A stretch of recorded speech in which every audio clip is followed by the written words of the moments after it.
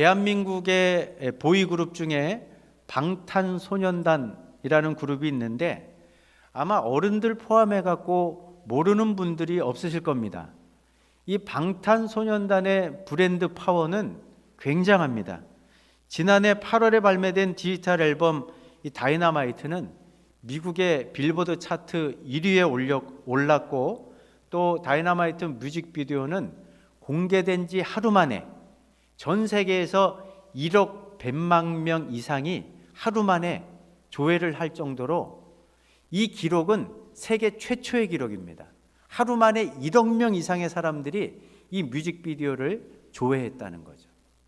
뿐만 아니라 현재까지 이 방탄소년단 관련해 가지고는 2천만 장 이상의 앨범이 팔려 나갔고 2천만 명 이상의 팔로워들이 있습니다.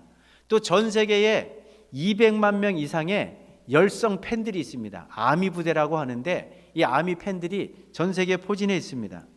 2019년도를 기준으로 전 세계를 돌면서 콘서트를 했는데 매출액이 1억 달러를 넘었습니다. 전문가들은 이건 시작에 불과할 뿐 향후 10년 동안 적어도 370억 달러 이상을 벌어들일 것이라는 전망을 내놓고 있습니다. 미국의 타임즈는 이 BTS가 세계 팝계를 장악했다고 보도했고, 또 팝계 전문가들은 BTS가 팝계의 새로운 문화를 만들어내고 있다라는 극찬을 하고 있습니다. 이 BTS의 영향력이 얼마나 위대한지는 한 사건을 통해서 우리가 살펴볼 수 있는데, 작년에 아시는 분들도 계시겠지만 흑인이 백인 경찰에 의해서 죽게 되는 그런 사건이 있었습니다. 그때 방탄소년단이 흑인 인권단체에 100만 불을 기부를 했습니다. 우리나라 돈으로 한 12억 정도 되는 돈인데 BTS가 이 100억 달러를 100만 달러를 기부를 하니까 전 세계의 방탄소년단의 팬들이 순식간에 모금을 해가지고 200만 달러를 그 동일한 인권단체에 기부하는 이런 일들을 보면 얼마나 이 BTS의 영향력이 크고 막강한지를 엿볼 수 있습니다. 이런 측면에서 저는 오늘 본문을 묵상하면서 이런 질문을 한번 던져보고 싶습니다. 그러면 우리가 믿고 있는 예수 그리스도의 이름의 브랜드 파워는 어느 정도일까? 이 질문을 가지고 오늘 본문의 말씀을 살펴보려고 합니다. 본문을 보면은 절망 가운데 빠져있던 한 사람이 소개되고 있습니다. 누가는 이 사람의 절망적인 상황이 어느 정도였는지 2절을 통해서 이렇게 이야기하고 있습니다. 같이 한번 읽어보십니다. 나면서 못 걷게 된 이를 사람들이 메고 오니 이는 성전에 들어가는 사람들에게 구걸하기 위하여 날마다 미문이라는 성전문에 두는 자라. 이 사람은 태어날 때부터 단 한 번도 걸어본 적이 없는 사람입니다. 원문으로 보면 어머니의 태에서부터 신체 장애를 갖고 태어났는데 어느 정도로 심각한 상태였느냐? 사람들이 이 사람을 메어다가 어떤 장소에 옮겨놓지 않으면 스스로의 힘으로는 이동할 수가 없을 정도로 상태가 심각했다는 겁니다. 그런데 이 사람을 더 비참하게 만든 게 있었습니다. 이 사람에게는 장애고 이게 그래서 아픔이고 상처인데 이 사람의 장애와 아픔과 상처를 이용해 갖고 돈벌이를 하려고 하는 사람들에 의해서 둘러싸여져 있었다는 거예요. 이 사람들이 가족이라면 이 사람은 더 비참했겠죠.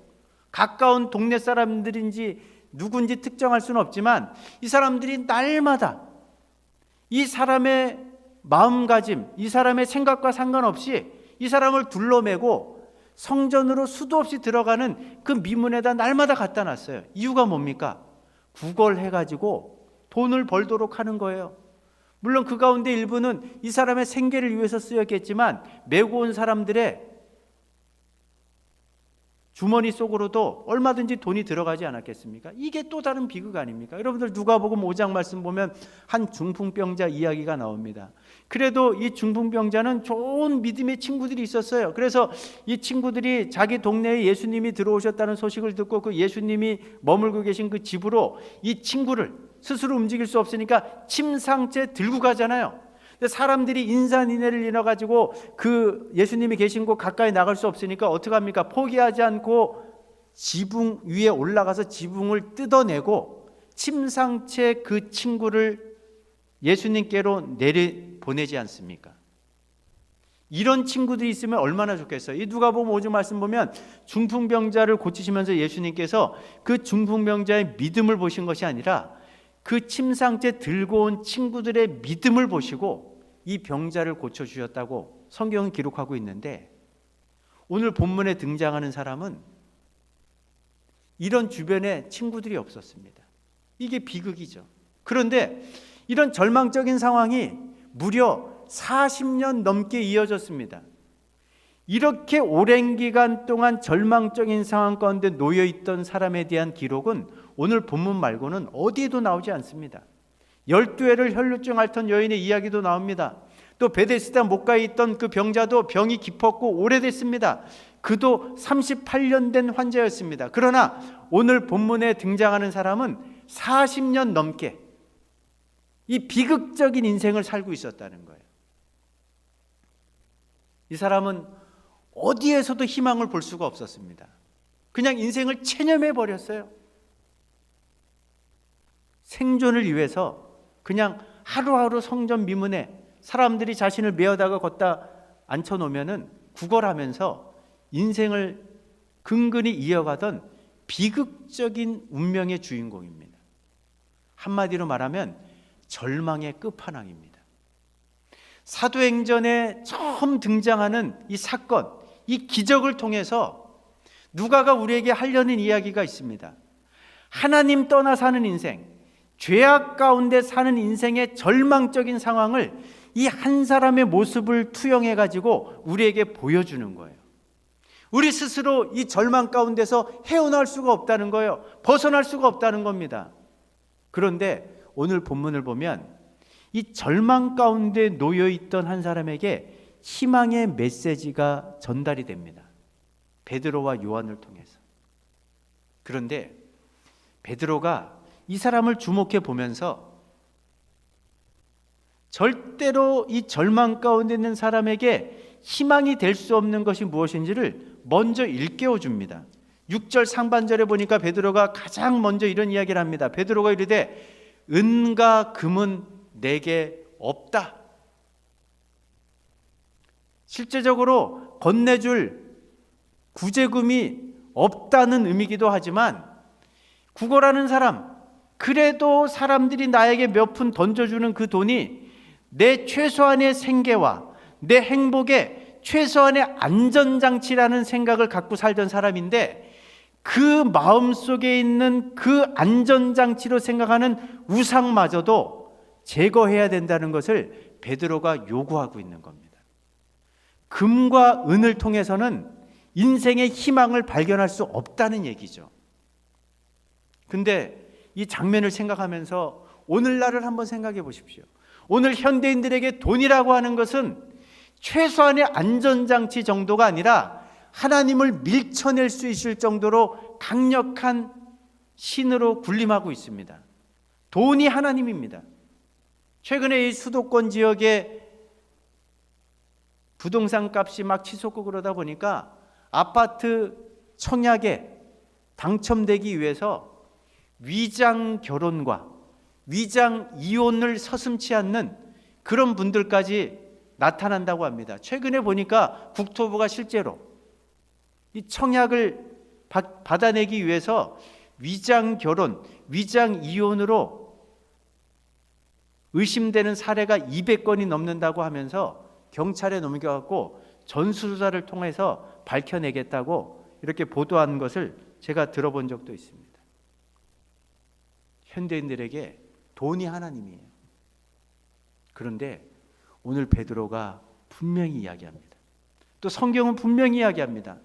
사람들이 하나님을 밀어내고 하나님의 자리에 돈을 갖다 놓고 돈을 하나님처럼 떠받들고 있지만, 절대 돈과 재물은 우리의 희망이 될 수 없다는 것, 오히려 일만 악의 뿌리가 된다는 것을 분명하게 말씀하고 있는 겁니다. 오늘 베드로가 성전 미문에 앉아 구걸하던 사람에게 너의 절망을 건져줄 수 있는 분을 만나려면 마음속에 조금이라도 최소한의 안전장치라고 생각하는 그런 생각, 그러면서 돈을 의지하려고 하는, 또 돈을 내 생존과 행복의 최소한의 행복의 조건으로 생각하는 이런 생각까지도 잘라버려야 된다는 것을 요청하고 있는 거죠. 그런 다음에 베드로가 그러면 희망은 어디에서 발견될 수 있는지 6절 하반절에서 이렇게 이야기하고 있는데 같이 한번 읽어보십니다. 내게 있는 이것을 내게 주노니 나사렛 예수 그리스도의 이름으로 일어나 걸으라 하고. 베드로는 분명히 이야기합니다. 희망의 메시지는 금과 은에 있는 것이 아니라 오직 예수 그리스도의 이름을 통해서만 참된 희망을 찾을 수 있고 그 이름 안에서만 참된 희망을 발견할 수 있다라고 이야기하고 있는 거죠. 그런데 이런 메시지를 세상은 싫어합니다. 오늘날 현대인들이 무엇을 이야기합니까? 하나님을 제껴놓더라도, 하나님이 개입하지 않더라도 우리가 마음을 모으고 지혜를 모으고 그래서 이 최첨단 과학 문명을 잘 발전시켜 나가면 이 세상을 얼마든지 모든 사람들이 꿈꾸는 유토피아로 만들 수 있다. 복된 미래를 얼마든지 우리 스스로의 힘으로 열어갈 수 있다. 우리 스스로의 힘으로 이 땅에 펼쳐진 수많은 문제들을 얼마든지 해결할 수 있다 라는 그런 낙관론을 가지고 하나님을 밀어냅니다. 예수님을 통해서만 희망을 발견할 수 있다라는 이런 메시지를 거부하는 거죠. 그런데 성경은 그렇지 않습니다. 세상 사람들이 이야기하고 있는 낙관론을 조금도 동의하지 않습니다. 인생들이 갖고 있는 문제는 인생 스스로가 생각하는 것보다 훨씬 더 심각하기 때문에 하나님의 개입이 있지 않으면, 예수 그리스도의 복음을 통하지 않고는 결단코 그 문제를 해결할 수 없고 스스로를 구원할 수 없다는 것이 성경의 결론이라는 거죠. 그래서 오늘 예수 그리스도를 소개하고 있는 베드로가 4장에 보니까 천하의 많은 사람들 가운데 구원 얻을 만한 이름은 예수님의 이름밖에 주신 일이 없다라고 분명히 말씀하고 있는 거죠. 오늘 그 어디에서도 희망을 발견하지 못하고 인생을 체념한 채 살아가던 성전 미문에 앉아 구걸하던 그 사람에게 오직 예수 그리스도의 이름 안에만 참된 희망이 있다는 메시지를 전해 주었습니다. 이 사람이 어떻게 반응했을까요? 오늘 3장과 4장을 읽어보면 베드로가 전한 이 희망의 메시지, 희망의 메시지의 주인공이 되시는 예수님을 믿음으로 받아들였다는 것을 확인할 수 있습니다. 단적으로 사도행전 3장 16절 말씀, 우리 쉬운 성경으로 같이 한번 읽어보시겠습니다. 예수님의 이름을 믿는 믿음 때문에 여러분이 보고 아는 이 사람이 건강하게 되었습니다. 여러분 모두가 보시다시피 예수의 이름과 그분을 믿는 믿음으로 이 사람이 완전한 치료를 받은 것입니다. 두 번씩이나 베드로가 강조하고 있는 이 믿음은 베드로 본인의 믿음을 말하는 게 아니에요. 함께 지금 옆에 서 있는 요한의 믿음을 말하는 것도 아닙니다. 지금 성전 미문에서 구걸하던 그 사람이 베드로가 전해주는 희망의 메시지, 그 희망의 메시지의 주인공이 되시는 예수 그리스도에 대한 소식을 듣게 되었을 때에 그 예수님을 믿음으로 받아들였다는 거예요. 이걸 어떻게 할 수 있습니까? 오늘 읽은 7절 말씀 보면요, 이런 나사렛 예수 그리스도의 이름으로 일어나 걸으라 라고 하면서 오른손을 내밀었을 때 이 구걸하던 사람이요, 베드로가 내민 오른손을 붙잡고 일어납니다. 믿음이 없었다면 당신이 지금 나를 모욕하는 거냐? 내가 태어나서 단 한 번도 걸어본 적이 없는데 이 무모한 시도를 하라는 거냐? 그 내민 손을 뿌리칠 수도 있는 거예요. 근데 그 손을 붙잡고 일어났다는 게 뭐예요? 베드로가 전해주는 희망의 메시지에 믿음으로 반응했다는 거죠. 그것만 그러지 않습니다. 11절 말씀 보면요, 이 사람이 베드로와 요한을 붙들었다고 이야기합니다. 물리적으로 붙잡았다는 게 아니에요.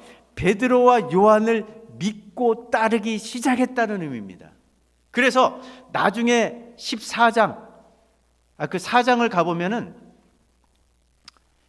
산헤드린 공회 앞에서 베드로가 예수 그리스도의 복음을 증거할 때 하루가 지난 다음 날인데 이 사람이 또다시 베드로와 요한을 쫓아와 가지고 그 복음이 증거되는 현장 그 곁에 증인으로 서 있는 모습을 보면 이 사람이 완벽하게 온전히 베드로가 전하는 희망의 메시지 예수 그리스도의 복음을 받아들이고 이 예수님을 믿음으로 붙잡았다는 것을 이런 상황들을 통해서 확실하게 우리가 알 수 있는 거죠.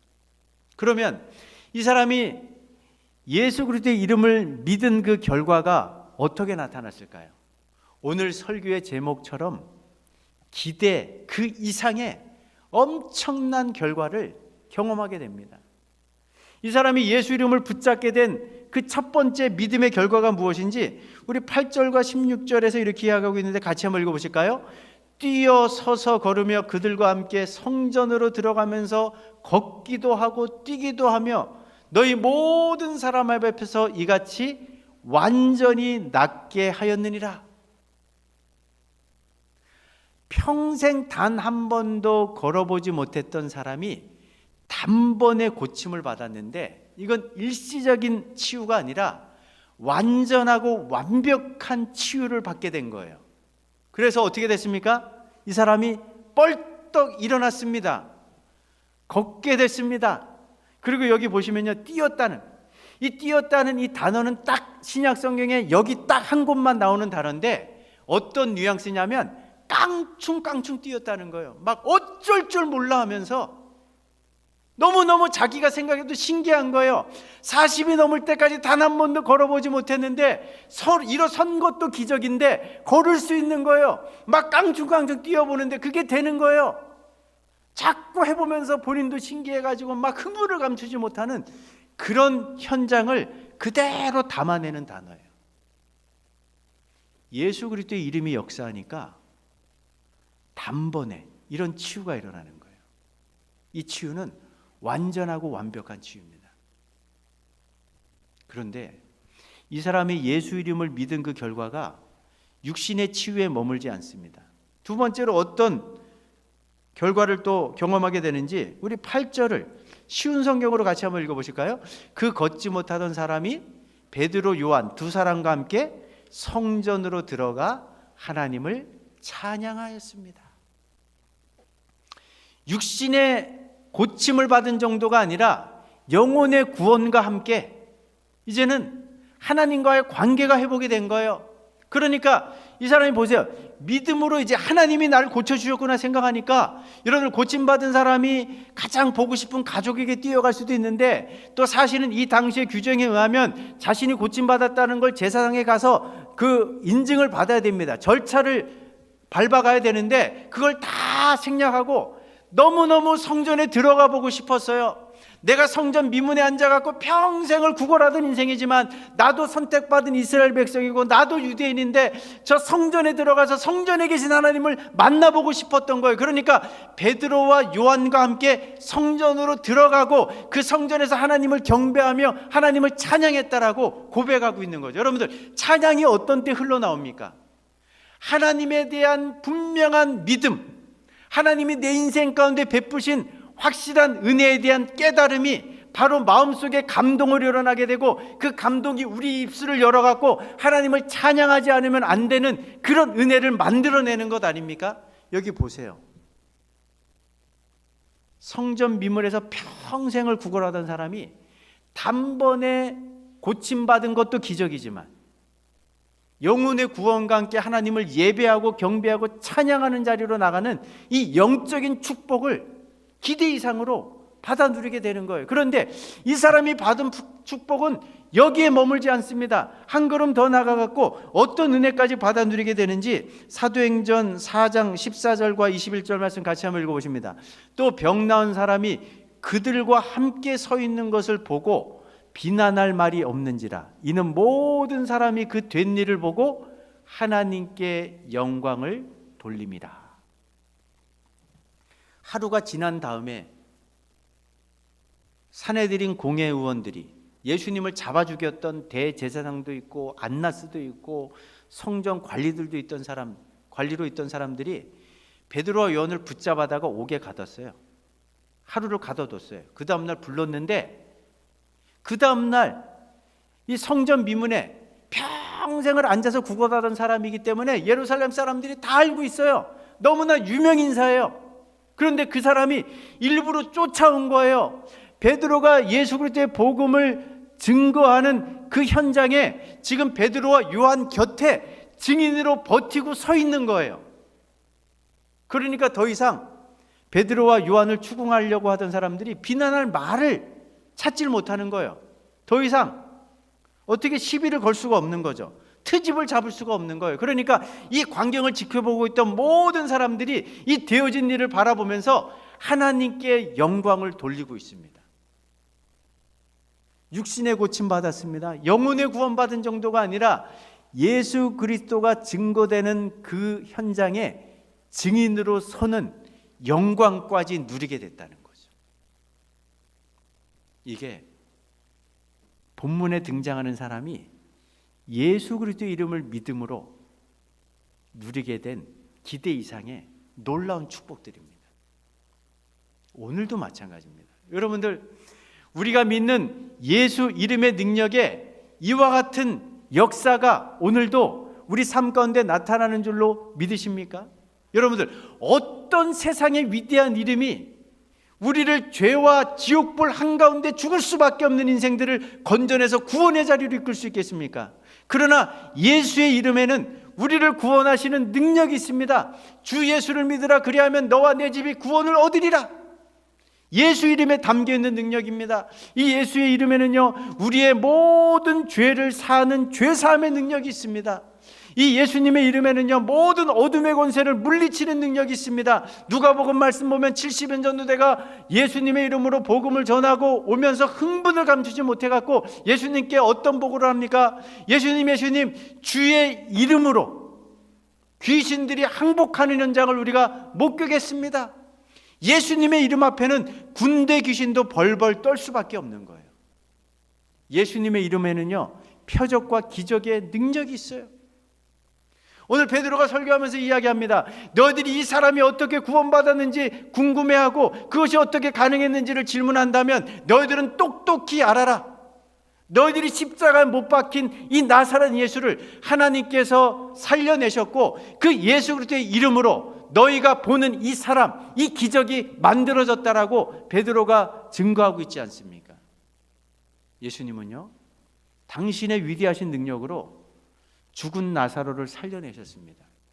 회당장 야이로의 딸을 살리셨습니다. 나인성 과부의 아들을 살려내셨습니다.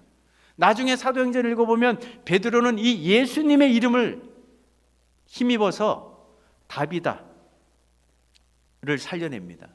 베드로는 또 사울은, 우리 바울은 청년 유두고를 살려냅니다. 이게 바로 예수 이름 안에 담겨있는 능력입니다. 이거는 사도행전 교회만 체험하는 게 아닙니다. 오늘도 예수님을 올바로 믿고 예수 이름이 어떤 사람 가운데 역사하면 놀라운 역사들이 만들어집니다.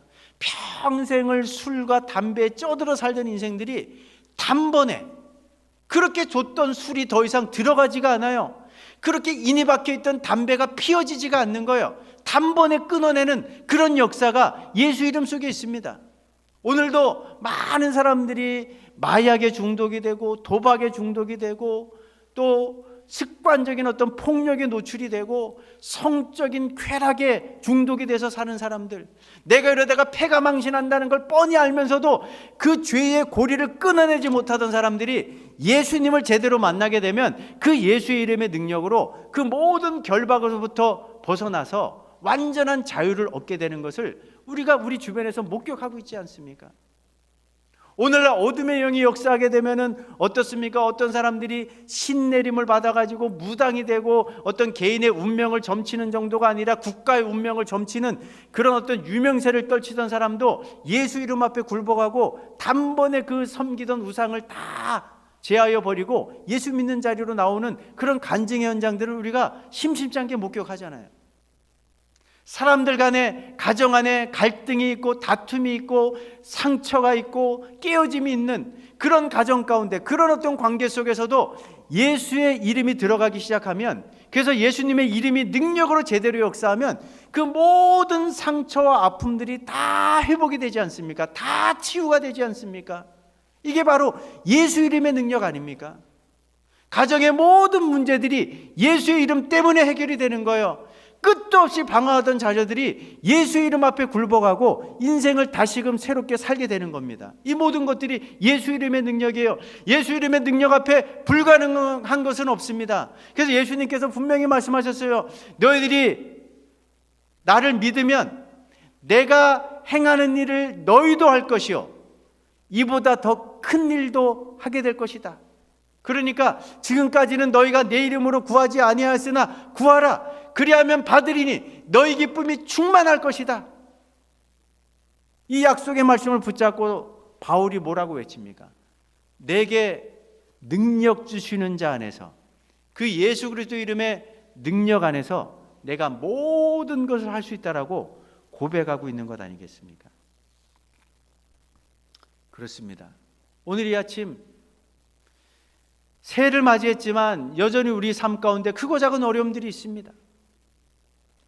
여러 가지 내 삶 가운데 펼쳐진 현실적인 어려움들 때문에 힘들어 하시는 분들도 계시고, 때로는 눈물을 흘리며 기도하시는 분들도 계시는데, 마음속에 이 예수 이름의 능력이 얼마나 강력한지, 이 예수의 이름 앞에 해결되지 못할 인생의 문제는 없다는 사실을 다시 한번 믿음으로 확신할 수 있는 우리 창운대교의 모든 성도들 될 수 있기를 주의 이름으로 축복합니다. 이 예수 이름의 능력이 어떤 또 다른 역사를 만들어내는지 우리가 잘 알고 있는 송명희 시인에 관한 이야기를 제가 소개하면서 말씀을 좀 정리해 보려고 합니다. 아시는 것처럼 이 송명희 시인은 지금 이제 60이 가까운 분이세요. 근데 태어날 때 의사가 실수를 해가지고 소뇌를 건드려서 후천적으로 태어나면서부터 뇌성마비 장애인이 된 분입니다. 7살이 될 때까지 한 번도 일어나 본 적이 없어요. 10대가 지나면서부터는 하나님을 원망하고 저주하기 시작했어요. 이랬던 분이 16세가 됐을 때 생명의 빛 가운데 찾아오신 예수님을 만나고 인생이 완전히 달라지게 됩니다. 뇌성마비가 단번에 고침받았다는 건 아니에요. 여전히 지금까지도 60이 된 지금까지도 이 뇌성마비를 갖고 살아가고 있지만, 예수님을 제대로 만난 그때로부터 하나님이 주시는 은혜가 너무너무 많은 거예요. 그 은혜, 깨달음의 하나하나의 은혜들을 가지고 주옥 같은 시들을 써내려가기 시작했고, 그것들이 한국교회 한때 대유행을 할 정도로 엄청나게 불린 그런 찬양의 가사의 제목들이 되지 않았습니까? 그 가운데 지금도 가장 유명한 시 한 편이 있죠. 찬양의 가사이기도 한데, 나라는 이 고백을 이 송명희 시인이 이렇게 하지 않습니까? 나 가진 재물 없으나, 나 남이 가진 지식 없으나, 난 남에게 있는 건강 있지 않으나, 난 남이 없는 것 있으니, 난 남이 못 본 것을 보았고, 난 남이 듣지 못한 음성 들었고, 난 남이 받지 못한 사랑 받았고, 난 남이 모르는 것 깨달았네. 그러면서 고백하는 하나님이 어떤 하나님입니까? 공평하신 하나님이, 난 남이 가진 건 나 없지만 공평하신 그 하나님이 난 남이 없는 것 갖게 하셨다라고 고백하잖아요. 이런 고백을 만들어내는 것이 예수 그리스도 이름의 능력인 줄로 믿습니다. 이거는 상대방과 나를 있는 것 없는 것을 비교해 갖고 우월감, 열등감을 가지게 한다는 그런 가사가 아니잖아요. 물론 객관적으로 볼 때 세상 사람과 자신을 비교해 본 것 아니겠습니까? 세상 사람들이 가진 재산을 나는 갖고 있지도 못해요. 세상 사람들이 갖고 있는 지식도 없어요. 세상 사람들이 갖고 있는 건강도 본인은 갖고 있지 못해요. 그런데 하나님의 은혜 가운데 깨닫기 시작하는 거예요. 세상 사람들이 갖지 못한 것 가운데 내가 가진 게 너무나 많은 거예요. 세상 사람들은 보지 못하는 하나님을 자신은 봤다는 거죠. 말씀 속에 거하시는 주의 음성을 들었습니다. 하나님께서 나를 향하신 사랑이 얼마나 크고 놀라운 사랑인지 깨달았다는 거예요. 그 사랑을 받았다는 거예요. 그러니까 불합리한 하나님이 아니라, 불공정한 하나님이 아니라 공평하신 하나님이라고 마음 중심으로 또 고백하게 하는 것, 이것은 예수 그리스도의 이름의 능력이 아니면 불가능한 거죠. 이 송명희 시인이 또 다른 시를 썼는데 그게 그 이름이라는 시입니다. 그래서 이런 고백을 가능케 만드신 예수님을 어느 날 묵상하면서, 이것도 찬양의 가사로 나와 있는데 이런 내용이잖아요. 예수 그 이름 나는 말할 수 없네. 그 이름 속에 있는 비밀을, 그 이름 속에 있는 사랑을, 그 사랑을 말할 수 없어서 그 풍부한 표현을 못해서 비밀이 되었네. 그 예수님의 이름이 자신에게 비밀이 되었다는 거예요. 그러면서 고백합니다. 사람들은 그 예수의 이름 건축자의 버린 돌처럼 버렸지만 내 마음에 새겨진 그 이름은 아름다운 보석이 되었다고 고백하잖아요. 예수님의 이름은 내게 있는 비밀이라고 고백하잖아요. 그 예수님의 이름은 내 마음에 숨겨진 기쁨의 원천이라고 고백하고 있지 않습니까? 예수 그 이름, 나는 말할 수 없다는 게 뭐예요? 표현할 수가 없다는 거예요. 인간의 말로는 다 담아내서 표현할 길이 없다는 거예요. 하나님께서 이 땅에 하나밖에 없는 아들을 보내시고 십자가에 달려 돌아가시는 그 극진한 사랑으로 나를 사랑하신 이 사랑, 그 예수님의 이름 안에 담겨있는 그 사랑, 그 풍성하신 그 은혜를 헤아릴 수가 없다는 거예요. 다 담아낼 수가 없다는 거예요. 그래서 자신이 생각할 때는 그 예수님의 이름은 영원토록 비밀이라는 거죠. 오늘 이 시간 우리 창원대교회 모든 성도님들에게 이런 고백이 있으면 좋겠습니다. 이 비밀을 세상 사람들은 알 길이 없잖아요. 근데 예수 믿는 우리는 알고 있잖아요. 죄 때문에 우리가 지옥불에 던져져야 되는 그 절망을 예수님이 십자가에서 홀로 대신 담당해 주셨잖아요. 우리 주님이 음부에까지 내려가는 절망을 우리 대신 맛봐 주신 분 아닙니까? 그 절망의 끝자락에서 생명의 주가 되심으로, 부활하심을 통해서 희망을 우리에게 들고 오신 분 아니에요?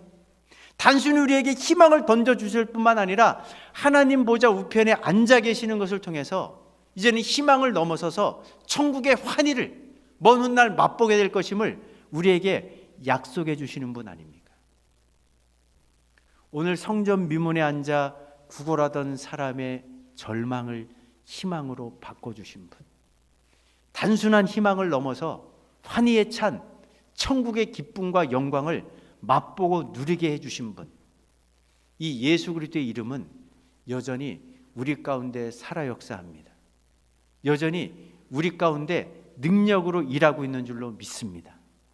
이 예수 그리스도 이름의 능력이 올 한 해를 살아가는 창운대교회 성도들의 모든 삶의 여정 가운데 힘있게 펼쳐지고 우리가 또 다른 은혜의 간증자들이 될 수 있는 그런 역사가 만들어질 수 있기를 간절히 주의 이름으로 축복합니다.